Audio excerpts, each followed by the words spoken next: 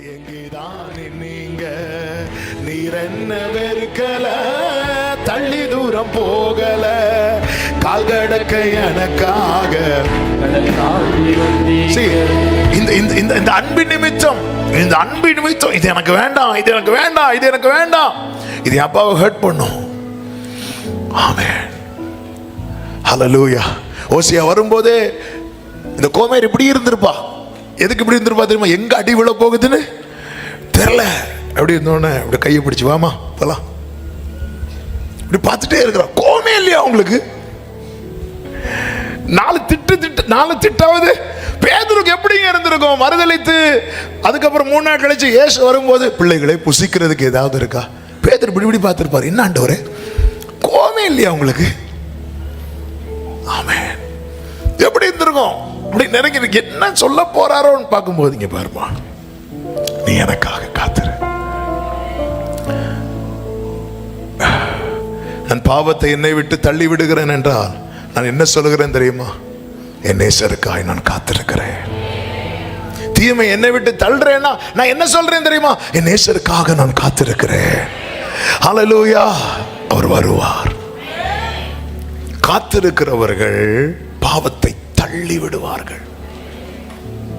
ஏன்னா இப்படி ஒரு நேசம், இப்படி ஒரு பாசம் எப்படிங்க உங்களால மற்றவங்கள போல போகாம ஒரு வேறுபட்ட வாழ்க்கை உங்களால வாழ முடியுது அப்படின்னு கேட்ட உடனே அதுல நாங்கெல்லாம் அப்படி இல்லை. நாங்களா? அதெல்லாம் வாய்ப்பே இல்லைங்க. ஆனா அவர் காட்டினாரு பாருங்க ஒரு பாசம். அவருடைய பாசம் என்னை பரிசுத்தமாய் வாழ வைத்தது. அவருடைய பாசம் என்னை பரிசுத்தமாய். நம்ம பிரச்சனை என்னன்னா, நம்ம ரொம்ப ஏங்குறது உலக அன்பு. அதனாலதான் எதிர்பார்த்த சிலர் நம்ம எதிர்பார்த்த சிலரிடத்தில் எதிர்பார்த்த காரியங்கள், எதிர்பார்த்த அன்பு, எதிர்பார்த்த அரவணைப்பு மிஸ் ஆகும்போது நம்ம வாழ்க்கையே இழந்தது போல, வாழ்க்கையே வெறுத்தது போல நம்ம உட்காந்துருப்போம். அதனால தானே கேட்டார், ஏய் சீயோனை ஏன் அழுற, ராஜாவானவர் உன்னிடத்தில் இல்லையோ அப்படின்னு கேட்கிறார். இவ என்ன ஆச்சுன்னு அழுற? ராஜாவானவர் உன்னிடத்தில் இல்லையோ. Glory glory. எல்லாம் இழந்தது போல ஒரு தேவ பிள்ளை புரிந்து கொள்ள வேண்டும். எந்த விதத்தில் 1% கூட நேசிக்கப்பட தகுதியே இல்லாத என்னை அவர் நேசித்தார் என்றல்ல, நேசித்துக் கொண்டே இருக்கிறார். இந்த பகல் வேளையில ஆமை என்னெல்லாம் இனி ஆண்டவர் நேசிப்பாரா? நான் எத்தனை முறை தவறினேன், எத்தனை முறை விழுந்தேன், இனி என் மேல ஆண்டவர் அந்த பாசத்தை வைப்பாரா என்ற கேள்வியோடு யாராவது இதை கேட்டுக்கொண்டிருக்கிறீங்கன்னா இயேசுவின் நாமத்தில் உங்களுக்கு இந்த நற்செய்தியை சொல்லுகிறேன். அவருடைய அன்பு மாறாதது. அவர் இன்னும் உங்களை நேசிக்கிறார். 2 கரத்தை நீட்டி அணைக்க அவர் ஆயத்தமாயிருக்கிறார். இயேசு அண்டை வா, இயேசு அண்டை வா. ஆமென் சொல்லுங்க பார்க்கலாம். தேவன் நம்மையில் வைத்த அன்பு. கோமேருக்காக ஒரு ஓசியா என்றால் நமக்காக ஒரு மேசியா. ஆமென். கோமேருக்காக ஓசியா கொடுத்த கிரயம் 15 வெள்ளிக்காசு நமக்காக இயேசு கொடுத்த கிரயம். நம்முடைய கடைசி சொட்டு ரத்தம் வரைக்கும் எவ்வளவு நல்ல தேவன். ஹல்லேலூயா. பிராணநாதன் என்னில் வைத்ததாம் அன்பினை தியானிக்கும் போதெல்லாம் கண்ணீர் பெருகுதே. பிராணநாதன் என்னில் வைத்ததாம் அன்பினை ஆமென் தியானிக்கும் போதெல்லாம் க்ளோரி. அன்பின் சொரூபனாய் ஆருயிர் நேசனாய் நீ சத்ரோகி என்னை நேசிக்கலாயிரோ.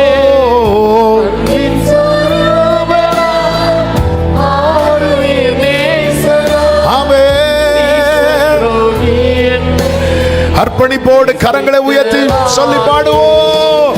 என் இயேசுவே நான் உம்முடையவன், நீரன் சொந்தம்,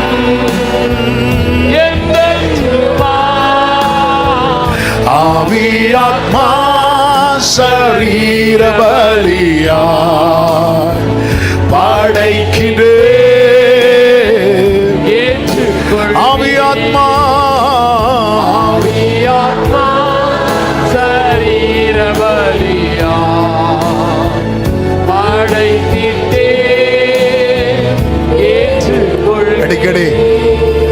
அடிக்கடி ஆண்டவர்கிட்ட சில கேள்விகள் எல்லாம் கேட்பேன். அதுல ஒரு கேள்வி என்னன்னா, எப்படிப்பா உங்களுக்கு நேசிக்க முடியுது? ஆமென். நம்ம வண்டவாளங்கள் தண்டவாளங்கள் எல்லாமே அவருக்கு மட்டும்தான் நல்லாவே தெரியும். எப்படிப்பா முடியுது? இங்க பாரு, என் அன்பு மாறாது. ஆனா நான் ஒன்னே ஒண்ணு உங்ககிட்ட கேட்கிறேன், எனக்காக காத்துரு, எனக்காக காத்துரு. ஆமென். சில குறிப்பிட்ட நம்பர் பஸ்ஸுக்காக பஸ் ஸ்டாண்ட்ல வெயிட் பண்ணிட்டு இருப்பாங்க பாருங்க. அந்த ஒரு குறிப்பிட்ட நம்பர் பஸ்ஸுக்காக வெயிட் பண்ணிட்டு இருக்கிறவங்க, அதுக்கு முன்னாடி எத்தனை பஸ் வந்தாலும் என்ன பண்ண மாட்டாங்க தெரியுமா? ஏற மாட்டாங்க. கார்லாம் போகும், கை காட்ட மாட்டாங்க. அந்த ஒரு குறிப்பிட்ட நம்பர் பஸ்ஸுக்காக வெயிட் பண்ணிட்டு இருக்கிறவங்க. அதே போலதான் கர்த்தருக்காய் காத்திருக்கிறவர்கள், நிறைய வண்டிகள் வரும், இப்படி ஏறியாரெல்லாம் போக மாட்டாங்க. நான் வேற, ஆமாம், ஓனர் வேற, உரிமையாளர் வேற. ஆமாம், உங்களுக்கு பார்க்க தான் சும்மா இங்கே நிற்கிறாங்க, இது எதுக்கு நிற்கிறாங்க அப்படிதான் தோணும். அது வேற. எத்தனை பென்ஸே வந்து முன்னாடி நின்னாலும் ஏற மாட்டாங்க. ஆமாம் ஆமாம், அவர் வருவார், அவர் வருவார். ஆமீன் சொல்லுங்க பார்க்கலாம். இப்படி இருக்க வேண்டிய ஜனம் இந்த நிலையை விட்டு போனதுனால கர்த்தர் முகத்தை திருப்பிட்டார். கர்த்தர் முகத்தை திருப்பினதும் இஸ்ரவேலர்கள் நெருக்கப்பட ஆரம்பித்தார்கள். நேற்று காலையில் இந்த வார்த்தையை சொன்னேன். சங்கீதம் 56 இருக்கிறது எடுக்க வேண்டாம். நமக்கு தீமை செய்கிறது தான் சத்துருவினுடைய முழு எண்ணமாயிருக்கிறது. நாள்தோறும் நம்மை ஒடுக்கிறான். நமக்கு தீங்கு செய்வது அவனுடைய முழு எண்ணமாயிருக்கிறது. அவன் முழுசாவே அப்படிதான். இவனுக்கு எப்படியா தீமை பண்ணணும், இவனுக்கு எப்படியா தீமை செய்யணும், தீமை. சத்துருவனுடைய முழு எண்ணம் அதுதான். 56:5 எனக்கு தீங்கு செய்வதே அவர்கள் முழு எண்ணம். அப்போ ஒரு சின்ன கேப் கிடைச்சா போதும், அவன் பிடிச்சிருவான். ஆமென். ஆனா அவன் கையில கிடைச்சதும் பாருங்க, சிம்சோன் கையில கிடைப்பான் பாருங்க, பெலிஸ்தியர் கையில மாட்டுவான். மாட்டி உடனே அவங்க சரி 2 நாள் கழியட்டும், முடிய வெட்டும், 2 நாள் கழியட்டும், கண்ணை பிடுங்கும். இல்ல இல்ல, அவன் ரொம்ப ஸ்பீடா பண்றான். முடிய வெட்டுறான். அவன் பலம் முடியல இருக்கு, பலத்தை எடுக்கிறான், தரிசனத்தை எடுக்கிறான், அடையாளத்தை எடுக்கிறான். நேற்று வரை இஸ்ரவேலின் நியாயாதிபதியாக இருந்தவன் இன்னைக்கு மாவாட்டி கொண்டிருக்கிறான். ஒரே நாள்ல எப்படி இல்லாமக்கிறான் பாருங்க. இதுதான் சத்துரு. கொஞ்சம் தேவனோடு உள்ள உறவு விட்டா, ஆமென். எப்படிங்க? இளையகுமாரனுக்கு வஸ்திரம் கொடுக்கிறார், மோதிரம் கொடுக்கிறார், பாதரட்சை கொடுக்கிறார். இதெல்லாம் கொடுக்கிறார் கொடுக்கிறார் கொடுக்கிறார்னா ஏற்கனவே கொடுக்கப்பட்டது இவனிடத்திலிருந்து என்ன செய்யப்பட்டிருக்கிறது? எடுக்கப்பட்டிருக்கிறது. தேவனோடு நெருங்க நெருங்க கொடுக்கிறார் கொடுக்கிறார் கொடுக்கிறார் இருக்கும். தேவனை விட்டு கொஞ்சம் விலகினா போதும், எல்லாம் பிடுங்கப்படுகிறது, எடுக்கப்படுகிறது. ஒரு இன்னைக்கு நம்முடைய வாழ்க்கையில பல தடுமாற்றங்கள் வந்த பிறகும் இந்த ஒரு உணர்வும் இந்த ஒரு வெளிச்சமும் இல்லாதது உண்மையிலே பரிதாபம். எனக்கும் தேவனுக்கும் இடையே இருக்கிற உறவு எப்படிப்பட்டதா இருக்கிறது? கொஞ்சமாவது யோசிச்சிருக்கோமா? பிரமாணத்தின்படி ஆமா, இதெல்லாம் நீ பண்ணுனேன்னா நீதிமான். இதுதானே பிரமாணம். இதெல்லாம் பண்ணுனேன்னா நீதிமான். இதெல்லாம் பண்ணல, ஒரு ஆள் தவறிட்டாங்கன்னா, நீங்க இந்த பழைய ஏற்பாடு பிரமாணம்லாம் படிச்சீங்கன்னா பக்கு பக்குன்னு இருக்கும். இப்படி ஒருத்தன் தப்பு பண்ணா அவனை சபைக்கு முன்பாக நிறுத்த கடவன், அப்பொழுது எல்லாரும் அவன் மேல கல்லறிந்து. உபாகம் 21 இருக்கிறது. அதாவது பெற்றோரை ஒருத்தன் வேதனைப்படுத்துற மாதிரி ஏதாவது பண்ணிட்டான்னு வைங்களேன், அவங்க என்ன பண்ணணும் அப்படின்னா, சபை மூப்பர் இடத்துல போய் மேட்டரை சொல்லணும். சபை மூப்பர் அந்த பையனை கூப்பிட்டு என்ன செய்வாங்க தெரியுமா? கல்லறிந்து கொள்வார்கள். அவன் பெற்றோரை வேதனைப்படுத்துறதுலேருந்து ஒவ்வொரு காரியமும் இதுதான் பிரமாணம். அப்படி பிரமாணத்தின்படி பார்த்தா நம்ம எத்தனை பேர் இங்கே நிற்க முடியும்? என்ன கேட்டால் சொல்லுவேன், சான்ஸே கிடையாது. ஆனால் அந்த பிரமாணத்தை தாண்டி அவர் என் மேல ஒரு அன்பு, இந்த அன்புக்கு இணையே கிடையாது. இந்த அன்பை பாராட்டுகிறவர் நம்மிடத்தில் எதிர்பார்க்கிறது ஒன்றே ஒன்றுதான். நீ எனக்காக காத்திரு. அப்ப ஒவ்வொரு பாருங்க, ரூத் ஆயத்தமாகி போவாஸ் இடத்தில் போகும்போது போவாஸுக்கு ஒரு ரிப்போர்ட் கொடுக்கப்படுகிறது. அந்த ரிப்போர்ட்டை வச்சு போவாஸ் என்ன சொல்லுவாங்க தெரியுமா? இங்க பாருமா, நீ தரித்திரருக்கும் ஐஸ்வர்யவான்களுக்கும் பிறகே போகல, நீ எனக்காக இருந்திருக்கிற. நிறைய பேர் நிறைய அழைப்பு உனக்கு கொடுத்துட்டு இருந்தாங்க. ஏன்னா அழகுள்ள ஸ்திரீ, ஒரு ஒரு ஒரு வாலிப பருவத்தில் இருக்கிற மகள். அப்ப நிறைய பேர் நிறைய அழைப்பு கொடுக்குறாங்க, புருஷன் இல்லை. ஆனால் இவ மனசுல போவாசை குறித்து நகோமி ஊட்டி ஊட்டி மனசுல செட் பண்ணியாச்சு. இப்போ வேற எந்த ட்ராக்லையும் இவ மாறவே இல்லை. அந்த போவாஸுக்காகவே காத்திருக்கிறாள், போவாஸுக்காகவே வெயிட் பண்ணா. அவர் எதை பாராட்டினார் தெரியுமா? நீ நல்லா குளிச்சிருக்கிற, நீ நல்லா ட்ரெஸ் பண்ணி இருக்கிற, நீ தலையில எண்ணெய் போட்டு, இதெல்லாம் அவசியம். ஆனா இதை ஒரு பெரிய கிரியை அவர் முன் வைக்கவில்லை. இதெல்லாம் ஆரம்பம் தான். கிரியா முன் வச்சது எதை தெரியுமா? நீ தரித்திரருக்கும் ஐஸ்வர்யவான்களுக்கும் வேற யாருக்கு பின்னாடியும் நீ போகல, நீ என்னையே நோக்கி என்னையே தேடி வந்த பாரு, நீ பயப்படாத, உனக்கு வேண்டிய படியெல்லாம் செய்வேன். இவர் நீ ரட்சிக்கப்பட்டிருக்கிற பாரு, நீ ஞானஸ்நானம் எடுத்திருக்கிற பாரு. அதனால இதெல்லாம் அடிப்படை, இதெல்லாம் ஆரம்பம். இந்த ரட்சிக்கப்பட்டு ஞானஸ்நானம் எடுத்து அபிஷேகம் பெறதெல்லாம் இனிஷியல் ஸ்டேஜ். இது ஒரு அஸ்திபாரம், ஒரு வீட்டுக்கு ஒரு அஸ்திபாரம் போல. இது இல்லாம கிறிஸ்டியானிட்டியே இல்லை, இது இல்லாம பரலோகமே கிடையாது. ஒருவன் மறுபடியும் பிறவாவிட்டால், இந்த பிறப்புங்கிறது நம்முடைய ஆரம்பம் தானங்க. பிறப்புங்கிறது ஆரம்பம் தானே. ஆமென். பிறந்ததும் என்னெல்லாம் பண்ணுவாங்க? ஓடி போய் ட்ரெஸ் வாங்கிட்டு வருவாங்க, லட்டு வாங்கிட்டு வருவாங்க. அதோட முடிஞ்சு அடுத்த ஸ்டெப்பு பார்த்துட்டு போயிட்டே இருப்போம். வாழ்க்கை ஃபுல்லா லட்டு சாப்பிட்டுட்டு இருந்தா. பிறப்பு என்பது எப்படி ஒரு ஆரம்பமோ அதோட முடிஞ்சு அடுத்த ஸ்டெப்பு தான். அதே போலதான் இந்த ரட்சிக்கப்பட்டாச்சு, ஞான, இதெல்லாம் ஆரம்பம். அடுத்து வளர்ச்சின்னு ஒண்ணு இருக்குல்ல, வளர்ச்சின்னு ஒண்ணு இருக்குல்ல. நமக்கு ஒரு பாலகன் பிறந்தார், அடுத்த வார்த்தை குமாரன். ஒரு பாலகன் பிறந்தாச்சு, அடுத்து குமாரன். நம்மை கர்த்தர் பிறப்பித்து விட்டார். இதெல்லாம் ஆரம்பம். நம்ம ஆரம்பத்தையே வருஷம் ஃபுல்லா ஓட்டிட்டு இருப்போம். நாங்கெல்லாம் ரட்சிக்கப்பட்டோம் தெரியுமா, நாங்கெல்லாம் ஞானஸ்நானம் எடுத்தோம் தெரியுமா. ஆமென். இது இல்லாம கிடையாது, இது அவசியம். இதுக்கு அடுத்த ஸ்டெப், அடுத்த வாழ்க்கை. இது மிஸ் ஆகிறது தான் கர்த்தருக்கு கோபத்தை உண்டாக்குது. அந்த கோபம் அவருடைய முகத்தை மறைக்க வைக்குது. ஏன் முகத்தை மறைக்க வைக்குதுன்னா, அந்த கோபம் நம்மை வாரிக்கொள்ள கூடாது என்பதற்காக கர்த்தர் முகத்தை மறைக்கிறார்.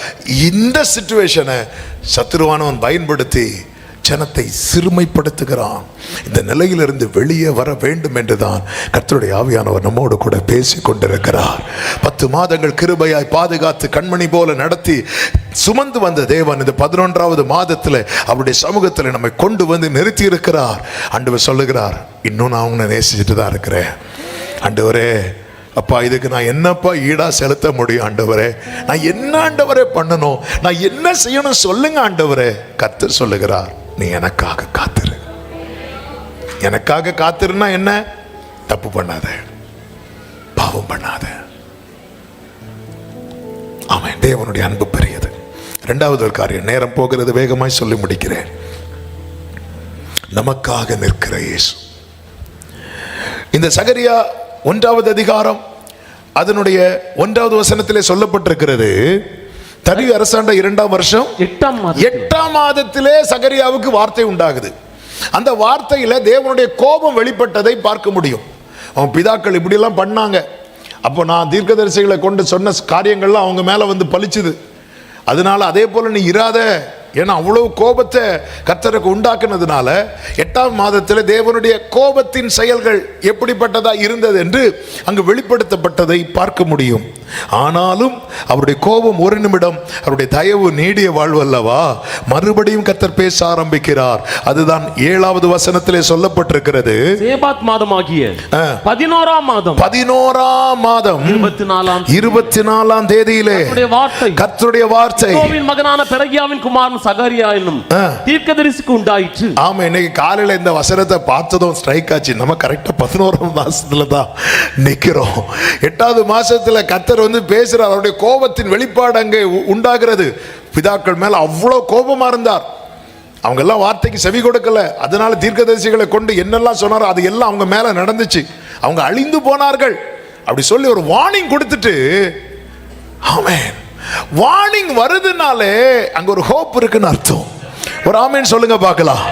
தேவ பிள்ளை புரிந்து கொள்ளணும், எனக்கு ஒரு எச்சரிப்பு பரலோகத்திலிருந்து வருதுனாலே எனக்கு ஒரு எதிர்காலம் இருக்கிறது என்று அர்த்தம். ஆமென், ஆமென். இந்த வார்த்தையை நான் ரிப்பீட் பண்றேன். பரலோகத்திலிருந்து எச்சரிப்பு வருகிறது என்றாலே உங்களுக்கு ஒரு எதிர்காலம் இருக்கிறது என்று அர்த்தம். 8வது மாதத்தில் எச்சரித்தவர் 11வது மாதத்தில் பேசுகிறார். என்ன பேசுகிறார் என்றால் அடுத்த வசனத்தில் சொல்லப்பட்டிருக்கிறது, இதோ இன்று ராத்திரி சிவப்பு குதிரையின் மேல் ஏறி இருந்த ஒரு புருஷனை கண்டேன். அவர் பள்ளத்தாக்கில் இருக்கிற மிருது செடிகளுக்குள்ளே நின்றார். கரங்களை உயர்த்தி ஒரு ஹalleluya சொல்லுங்க பார்க்கலாம். ஆமென். இங்கே கிறிஸ்துவுக்கு நிழலாய், மத்தியஸ்தராய், இவர் ஒரு மத்தியஸ்தராய் இங்கே ஒருவர் காண்பிக்கப்படுகிறார். அவர் கிறிஸ்துவா என்று கேட்டா எனக்கு தெரியாது. ஆனால் வேதம் தெளிவாய் சொல்லுகிறது, மத்தியஸ்தர் ஒருவரே. அவர் யார் தெரியுமா? ஆண்டவராகிய இயேசு கிறிஸ்து மட்டுமே. அப்போ அந்த மத்தியஸ்த ரோல எங்கெல்லாம் வருதோ அந்த இடத்துல யாரை மட்டும்தான் பார்க்க முடியும் அப்படின்னா ஜீசஸை மட்டும்தான் பார்க்க முடியும். அவர் எங்க நிற்கிறார் தெரியுமா? மிருது செடிகளுக்கு உள்ளே நிற்கிறார். மிருது செடி என்பது எதை காண்பிக்கிறது தெரியுமா? ஆமென், ஒரு எதிர்கால நம்பிக்கை காண்பிக்கிறது. இதோ காஞ்சொரிக்கு பதிலாக மிருது செடி முளைக்கும். அது கர்த்தருக்கு கீர்த்தியாகவும் நிர்மூலமாகாத நித்திய அடையாளமாகவும் நிற்கும். இங்கே ஒரு புருஷன் நிற்கிறார் மிருது செடிகளுக்குள்ளே. மிருது செடிகள் அது தம்முடைய ஜனத்தை காண்பிக்கிறது. அதை கர்த்தர் எப்படி காண்பிக்கிறார் என்றால் மிருது செடிகளாக காண்பிக்கிறார். ஜனமோ எப்படி இருக்கிறாங்க தெரியுமா? முட்களால் நெருக்கப்பட்டிருக்கிறாங்க. நான் எதுல இருக்கிறேன்? நான் முட்களுக்குள்ளே இருக்கிறேன். அவர் எங்கே இருக்கிறார்? அவர் மிருது செடிகளுக்குள்ளே இருக்கிறார். இந்த பார்வை எதை காண்பிக்கிறது? இன்னைக்கு நீ முள்ளுக்குள்ள இருக்கிறல்ல, இது உன்னுடைய இன்றைய காலம். அவர் மிருது செடிக்குள்ள நிற்கிறார்ல, இதுதான் உன்னுடைய எதிர்காலம். ஹalleluya. இயேசுதான் என் எதிர்காலம்னு சொல்றவங்க நல்ல கரங்களை தட்டி ஆமென் சொல்லுங்க பார்க்கலாம். Jesus is my future. நீங்க இன்னைக்கு ஒரு சிச்சுவேஷன்ல இருக்கிறீங்கல்ல, அழுகையின் பள்ளத்தாக்கு, கண்ணீரின் பள்ளத்தாக்கு, மரண இருளின் பள்ளத்தாக்கு, உலர்ந்த எலும்புகள் நிறைந்த பள்ளத்தாக்கு. ஹalleluya. இது நடுவிலே கர்த்தர் ஒரு காட்சியை காண்பித்து தருகிறார். இதோ நமக்கு கிரயம் கொடுத்தவர் மிருது செடிகளுக்குள்ளே இருக்கிறார். என்ன அதன் அர்த்தம்? உன்னுடைய காஞ்சொரிக்கு பதிலாக மிருது செடி முளைக்கும்.